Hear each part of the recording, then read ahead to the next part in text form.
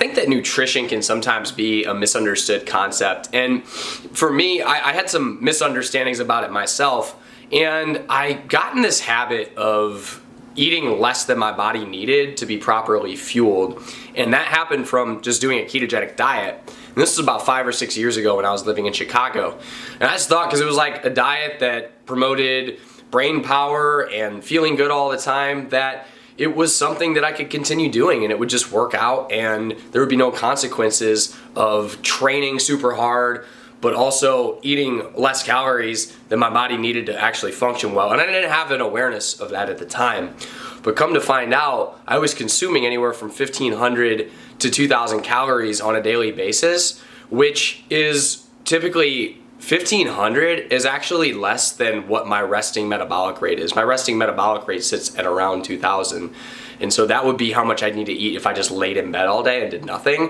When you account for additional activity, the stressors of going to the gym, lifting heavy weights, running, any stressors that are in your lifestyle, that then adds calories that you need to eat as well. And so I actually got myself in a big hole, and this was creating kind of like chronic stress, which hit me at a hormonal level and then impacted my metabolism because of that. And I was just moody. I didn't have motivation to go to the gym.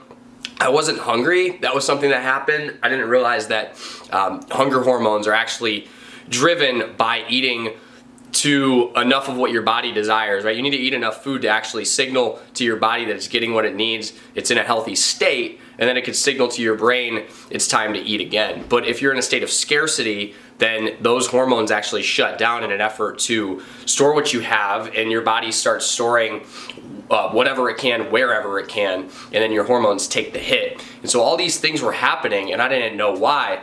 And so one statement that impacted me a ton is that adaptation cannot take place in the presence of chronic or extreme stress.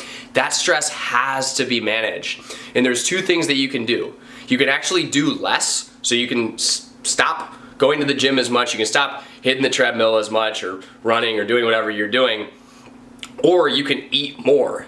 But you have to actually get that stress in control and start to eat enough relative to the demands of your training and your lifestyle. If you don't do that, your hormones are going to be shot and it's going to be a rough road. That motivation is just going to be lacking all the time.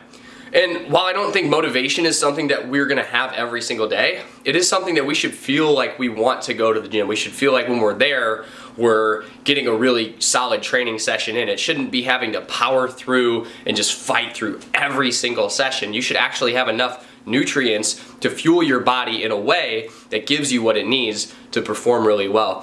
So I hope this helps. I can start putting out more content on this. It's something that's near and dear to my heart because I struggle with it so much. So we'll continue to talk about this, but this is something that we need to get in check. We need to understand the stressors, where they're coming from, and how to combat them.